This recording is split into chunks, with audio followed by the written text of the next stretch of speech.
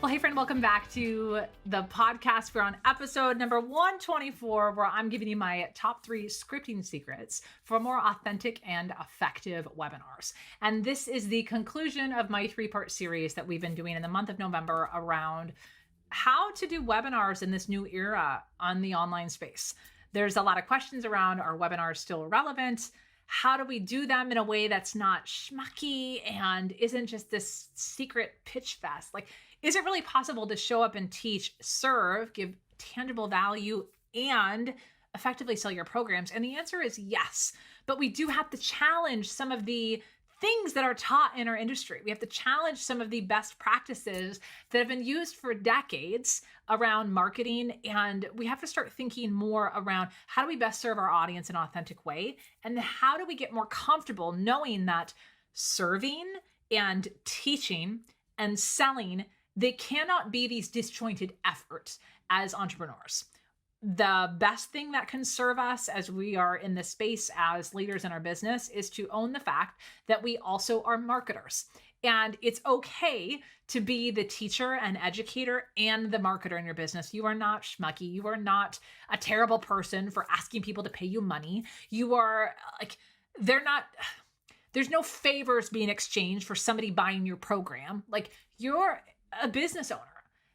The moment you start embracing that and being excited to welcome people in your program and not having guilt for pitching, the moment that you are able to shake that off is the moment, honestly, where things start becoming so fun.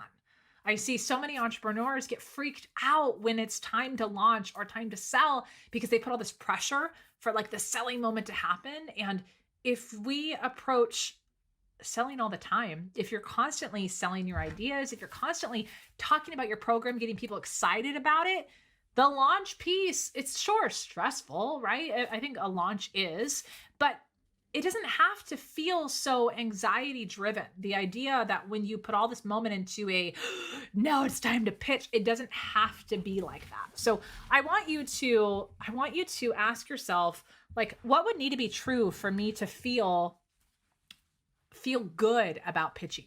What would need to be true in my business? What would I need to believe in order for me to really feel good about making my offer to my audience? Let's have a quick little check-in around this before we dive into today's conversation. I decided to batch record the last 3 episodes together. And this is a funny time, right? Because I've told you guys before, we got a new puppy in our house, and it's been an interesting day of the puppy eating all the things in my office. And I had some issues with technology. I was just telling my podcast episode before I officially went live on this one, I've had to re-record episodes 122 and 123 multiple times to the point where I started questioning, like, oh my gosh, did I already say that? Is that repeat? Like, it was, here's the thing, tech is going to happen. As I was speaking, I spilled my coffee all over my desk, which was in the last episode. And now I'm like, okay, I probably should clean this up, but I didn't really think through that. I'm just pushing, like, when you're in a groove, you just keep going. I say all of this to say, it's so easy to think about like the picture perfect, what an entrepreneur should look like, what the office should look like, what we should look like, how we should do our hair or our makeup. Like, I'm putting eyelashes and I put on full makeup today because I'm doing video recording. Like, we have this idea of what the quote unquote successful entrepreneur is. And what I think the successful entrepreneur is the scrappy one who keeps moving even when the shit hits the fan. When the coffee spills, when the tech breaks, when things are not going accordingly to the dream plan that we have, the entrepreneur who ultimately is going to be successful is the one that says, all right, that happened, keep rolling. And that's part of what I want to encourage you today is this idea of just stick with it. Just stick with it. We're going to talk about scripting today specifically, and I'll set the context on why for a moment. But if I were to give you, let me give you a gift. It sounds so cheesy to say, let me give you this little gift. I want you to embrace the idea that you have to get all of this perfect, that your webinar has to be so dialed in and locked in and set it and forget it. No, I don't. Here, I'm going to boldly challenge this thing. And I did, side note. Okay, side note to my side note. Last year, I decided to put my webinar on Evergreen because of personal reasons with homeschooling with my little one, slash the world was falling apart, slash all these things. I had to put my program on Evergreen. It was just a choice I had to make. And so I figured out how to do that. We had a pretty successful year.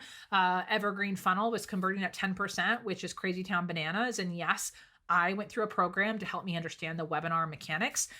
But here's what I learned in the process.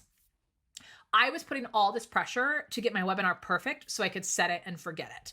And when I did that, it really stressed me out because I was trying to get everything all like, oh, well and perfect and great and just to get it out and I could optimize it later.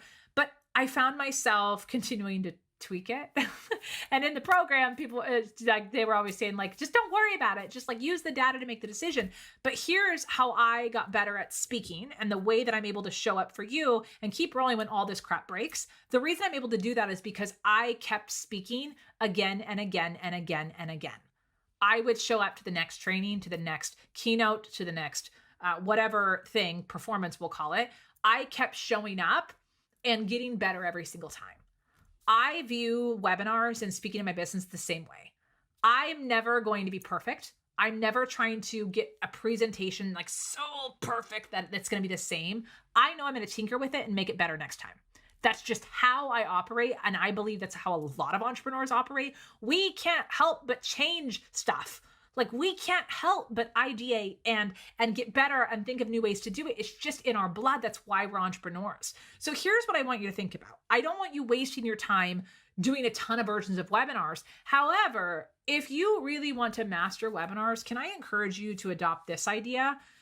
Teach a lot of webinars and teach them live, and do not feel the need to have it recorded to make your life easier. I would say that some people would argue that that is a waste of your time. I would argue it's going to be a bigger waste of your time if you do not master speaking and getting your messaging down. And the best way to do it is to frickin' speak and master your message by doing more of them. So I'm playing around with this idea. One of the things you're going to see from me next year is I'm going to play around with the idea of different structures for webinars. I'm actually going to play around with the idea of doing kind of webinar workshops next year. And I'm toying with the idea of hosting a live workshop every single month in 2022. I don't know that I'm actually going to do that. And I'm toying with that idea right now because I'm testing things out to see how it works. But also the more I show up live, the better I get. And I want to model that for you in my business. So this is like a side extra bonus that I wanted to give you today, but stop trying to be so precious with your webinar. Stop trying to get it so perfect and dialed in, thinking that that's going to be the solution to your selling problem. It's just a piece of it. Get it out. Let's make it better. Like, get it out, let's make it better. And I'm hoping that what I've shared with you the last 2 episodes, I've given you ideas on how you can make it better on your own. And remember, if you want some help in that, if you've reached as far as you can go and you no longer can figure out like, okay, but how do I actually get my story told in the right way? It's still too long. I don't know if I'm missing the mark here. How do I actually really bash those objections for my people? I really don't know what they are. If you're struggling with what's the difference between your method and your program and how does that align? If you're still struggling with that and you are at the point where you're ready for some feedback, be sure to reach out to me. You can just reach out on Instagram or reply back on any of my emails and say, Heather, I'm curious about the webinar system that you have. One of the things I'm doing, I'm not going to teach you in a step-by-step how to create a webinar from scratch. There's enough of that out there. But one of the things I'm working on right now is a webinar intensive where I take a small group of business owners together, like in a virtual room over a series of days. We'll spread it out over December and January, but to optimize your existing workshop. So we will not be doing a webinar from scratch. You have to have a existing webinar that's at least 90% done. So you have to have your content in there. You have to have your ideas out there. What we're going to be doing is how do we make it better? How do we improve your story? How do we improve the banishing the objections? How do we improve your pitch specifically by relating what you teach in your method to your offer? We're going to go in and fine tune and do that. So if you want to get my eyes on it, typically when I do this one-on-one for clients, it is a much higher price tag, but I'm going to be doing it in this group. Just this one-time thing in December and January. So if you want one of those seats, there's just going to be a handful for them. Make sure you're reaching out. I will not be doing a big launch. There will not be this giant splash of a sales page. The only way that you can get your seat on this is to reach out to me directly or reply on my email list. But if you are interested in what that look like, just send me a message on Instagram at @theheathersager and we can talk through it. Okay, but now let's talk about one of the best ways that I feel that you can increase your confidence in your webinar, but also make sure that you're serving your audience. And that is with intentional scripting. Intentional scripting. So I've talked about scripting before, which I highly recommend that you check out my episode that I did around whether or not you should use a teleprompter. And I talk about my beef with scripting, but where scripting could really serve you. And then if you want to use a teleprompter, that there's some stuff in there, but that would be a really good episode as an extension of this one. But let's talk this for a moment. So let's talk this for a moment. When it comes to webinars, sometimes they go on way too long. And what I find is they go on long in the wrong areas, i.e., we don't quite know how to start it. So we kind of ramble and do a lot of welcoming for people. Then we go into a really long, drawn out story that goes on way too long. So by the time we get to the teaching, the audience is rolling their eyes going, let's get on with it. And then by the time people are getting to this pitch, it's usually rolled over the hour-minute mark. So people are like, I only wanted to be here for an hour. Like, what's going on? And then it drags on and on. And the comment that I see a lot of people say when they talk about their frustrations of webinars is something like, what they covered in 60 minutes could have been a 5-minute thing, or I could have read it in an email, or I wish I could have just had the transcript so I could have just podded through it in 10 minutes. That's what I see. And it makes my heart hurt, right? Because I find that the value of communicating our message, there's such power in that, not only in the what we say, but the how we say it and the energy we bring to inspire people to want to take action. Like, that is such a powerful piece of it. But the question is, how do we bring that inspiration? How do we bring that energy and that feeling and give that space for real presence while respecting there is a clock, while respecting that what you say in a webinar and the meat of what you talk about is either going to be leading people to your offer or pushing them away from it? How do we do that? So this is one of the areas where I say scripting can be your friend. But let me be very, very clear. I am not saying script out your webinar, because I think that'll set you up for somebody feeling like this is really impersonal. This is really sterile. This feels like a sales pitch. Because if you pre-write it out, even if it's in conversational language, you're going to miss the connection with your audience. We have to work on that presence. And remember, you have a couple other resources. So the podcast I just did a few weeks ago, where I talked about magnetic presence, go there, talk about, or like really hone in on what your presence is. Yes, on a webinar, turn your freaking camera on, have presence. And then follow the recent episode I did around, I think it was episode 121, where I gave you 5 the speaking tips, like around the virtual, my best on-camera speaking tips. So all of those links will be in the show notes. So you have more resources, right? I give you a ton of free stuff here on the show, right? What you do with it is totally up to you. But let's talk about, how do we use scripting in a way that serves our audience without putting shackles on ourselves where we feel really confined. That's what I hear a lot. People hate script because, like, oh, some people love scripts. You'll love this. But if you don't like scripts, this would be an area to do it. So there's 3 places that I'm going to recommend that you script to help yourself with getting to the point a little faster and better connected with your audience. So I'm going to give you the 3 places, and then I want to talk about them a bit. So number 1, your pitch. Number 2, your story. Number 3, your transition. So scripting your pitch. What I specifically mean by that is when you go to say, hey, here's my program, let me tell you about it. However you do that, people teach in different ways. I see some people say, now you have a decision. Option A, this. Option B, this. By the way, I don't love that one because, well, let me go on this tangent here real quick because I think this will be valuable for you. If you tell someone that their 2 options are option 1, for them to continue struggle and they'll be in the exact same place they are right now in 12 months, versus option 2, they can choose the proven path with a mentor, i.e. by my program. If you give those 2 choices to your audience is sophisticated and they're skeptical. If you give those 2 choices, they're going to think like, wait, those are the only 2 options? Like, that's ridiculous because there's many other options. And also you're assuming that if I don't go with your option B, that I'm going to be in the same spot a year from now, which you got to give them a little bit more credit for that, right? So anyways, please do not ask that question in a way that's offensive to your audience. Make sure that you're asking it in a genuine way if you use that question. But what I want you to know is have a plan for how you're going to transition from the teaching component into the pitch. Because what happens, you can visibly see it on my clients' faces when I audit their webinars. You can visibly see in their faces them starting to sweat, and their whole body language shifts, and they're like, oh my God, it's coming, here it comes. And then you see them going like, you're invited into blah, blah, blah academy.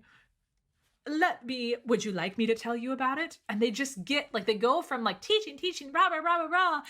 And then they go all stiff and awkward, and they do not do that. And I'm poking fun a little bit, but we all do it before. Like that idea of, oh my gosh, now is the selling part. It can feel very awkward. So what I want you to do is write out, what are you gonna say there? Write it out and practice it over and over and over again. You don't need to follow the script exactly, but write it out so that you have a freaking safety net.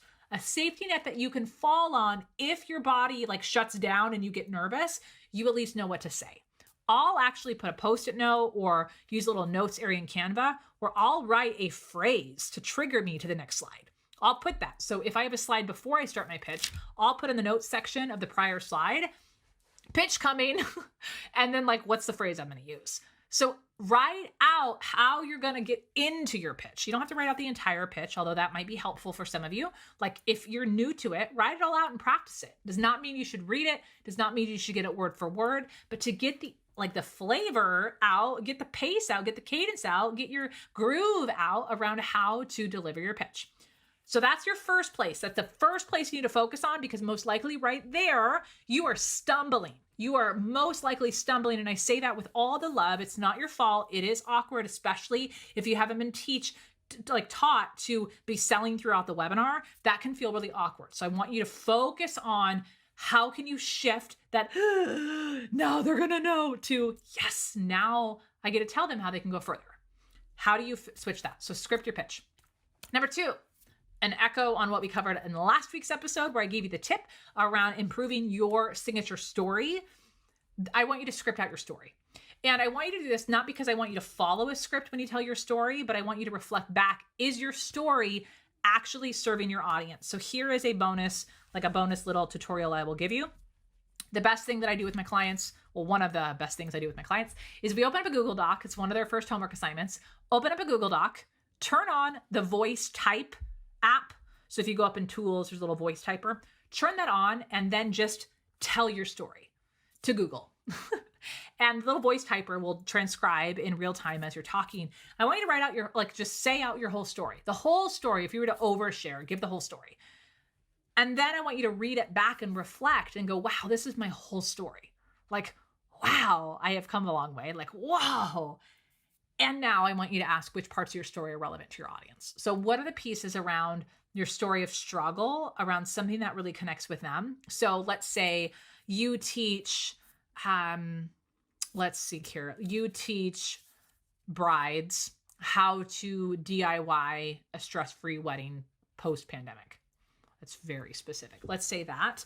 So your story could include, let's say you were a wedding planner before that you did full service weddings and you weren't a bride during that. So you're like, I don't want to identify with that story. And we just script it out and say, what is a struggle that my audience is having? Okay, well, they probably don't have a navigate right now in this like post-pandemic world. It's stressful, but then waiting a long time. They like everything's sold out. Like, oh my gosh. So how could you share a piece of your story that connects with them on that? And specifically, I want you to share a piece of your story around the struggle and the solution of you helping brides DIY their wedding post-pandemic. Your story needs to be centralized around this. So why do you do that now? Like, why did you hone in on helping brides post-pandemic DIY? I bet you have a story that helped you go, I really want to help brides in this situation. That is the story you need to script out for yourself. When you deliver on a webinar, I don't want you to script it, but I want you to have scripted it out beforehand so that you put some parameters on yourself. You put like some bumpers on your bowling lane. Otherwise, you're going to be that person who goes on and on and on about your story. So practice by getting your script down so that you're telling the right story on your webinar. And then that number 3, scripting your transitions. So this is the bob and weave throughout your entire webinar. So let me just tell you, hands down, one of my best tips I give people around how to become a better speaker. The mistake people make is when they practice, if they do practice at all, right? Beyond just inside their heads. If they practice, what they practice is their content. They practice their tips they're going to deliver. They practice their pillars. They practice their story. They practice all the meat, the potatoes of the talk. But that's not where people struggle. I want you to think about when filler words slip in. I want you to think about when people struggle holding attention of their audience. Imagine for a moment you're in front of a room and you're delivering a PowerPoint presentation. So you have the slides behind you and you were talking to a room of 60 people and your first slide comes up and you start talking and you end the opening and you are like, okay, what's next? What do? You click and you look back at the slides. And good presenters don't look backwards at their slide decks, by the way. However, what happens is when we click, it's in between the cracks where you lose your audience. In between the cracks. So visually speaking, it's in between the slides when you lose people. But I like to think about just thinking of your transitions, how you start, how you move from point to point, from slide to slide, into the pitch, into the close. It's the in-betweens where you get screwed. And that's a little blunt, but that's the truth. That's where your filler words come in. That's where you go off on side tangents. That's where you elude people. You got to figure out how to connect the dots. So if you were to script anything on the webinars, sure, work on your content, make sure it's really good, but I would focus on how are you transitioning? So how are you kicking this bad boy off? How are you transitioning to the like helping them understand they're in the right place? How are you transitioning into your story? How are you coming out of your story into your teaching? How are you transitioning into your objection bashers? How are you transitioning into your method? How are you transitioning into your pitch? Like, think about that. And I know I just flew a lot at you right there. And I don't want you to get caught up in the specific framework on this, but asking the bigger question around, it's less around what I'm saying on the slide. You know the content. I want you to think about how are you getting there? How are you helping them take the step from one point to the next? It's the in-between where you lose your people. And if you can focus on how do I stay like on par, your people are more likely to follow you throughout the webinar too. Okay, this was a quick one today. This was a quick one. I have thrown a lot at you the last 3 weeks, and I really encourage you to actually flag these episodes, save them, and come back to them. And on the podcast master page on my website, if you go to heathersager.com/podcast, you can go in and every single one of these episodes has a full write-up on them. So if you want to come back and study them a little bit more, if you want to try to dissect and say, how do I improve this? I did not hold anything back on these episodes. And I'm breaking the rules a little bit because I gave you too much, right? But I want you to be successful with this because I believe that the more confident we are in selling our programs, the more vibrant we'll be, the more excited we'll be. There's just so many good things that come when we have the confidence to sell. But if you have a fluffy webinar or a webinar that packs way too much, you are cutting yourself off at the knees. So getting this skill down, the skill of speaking and selling down, is one I am very passionate about. One you're going to see a lot more in. We're going to be building more into the curriculum inside of Speak Up to Level Up because webinars was not a part of the curriculum. It's what we've been doing in office hours. And I have a couple bonuses around webinars. We're going to be infusing this curriculum in 2022. So just as a side note, if you're looking ahead to think about Speak Up to Level Up next year, put it on there that we can master your webinar in there. But in the meantime, what I would say is if you have a webinar and you are going to be launching in 2022 in the first few months, you need to beef up that webinar. So use the tips and insights that we went over these last 3 episodes to start looking at your webinar. And if you're scratching your head going, but how do I actually apply this to my audience, to my craft? I'm struggling with which stories, I'm struggling with which objections, and how to really help disprove those. If you want some help on that, please reach out over on Instagram at @theheathersager. I have that workshop coming up where I'm actually going to be rolling up my sleeves with just a handful of entrepreneurs to work through it with you so that you have a webinar that you're proud of, but one that also converts. Reach out on Instagram at @theheathersager. And if you're listening to this later in the year, not at the time of the recording, still reach out because this most likely will be something I'm offering again, Or I have something that I do called a webinar audit, that if you want to work one-on-one with me, where you just want me to go through your existing webinar, help you optimize it and give you some feedback, that is a coaching that I have never offered publicly before. It's only been offered to existing clients or referrals, but it's something that I'm opening up this year, that if you want me to webinar audit your webinar, I'm going to be doing just a few of those each month. So if you would like a seat for a webinar audit, reach out on Instagram or shoot me an email. All of my contact information is in the show notes, and I am just cheering you on so much. Remember, you created your program for a reason. You created what you do now. You started all of this for a reason. And if you've been hesitant trying to figure out how to sell it, you've been trying to figure out an aligned way, you're not far off. Give yourself some freaking credit that you don't need to burn down the house. You don't have to start over. It's not that it's not working. It's just not working at the pace that you want it. So what I want you to start thinking about is, how can I stop scrapping what I'm doing and rebuilding? How can I stop saying, oh, I got to redo all the things, or I got to switch my strategy? What if, instead of jumping to the next thing, jumping to the challenge, or jumping to the low ticket offer, or jumping to whatever the next strategy or tactic is, what if instead you asked yourself the question is the tactic still working for me? But how could I improve it? How could I dress it up, infuse a little bit new life into it? How can I stick with the strategy and really optimize it and make 2022 the year that you get traction in your business? That's what I'm most excited about, is seeing you build true traction in your business and start really showing up, serving your audience, and making sales. That's what makes me super excited. So I cannot wait. Please share with me which part of this 3-part series you love the most. I cannot wait to see what you do with this. And friend, I'll see you in the next episode.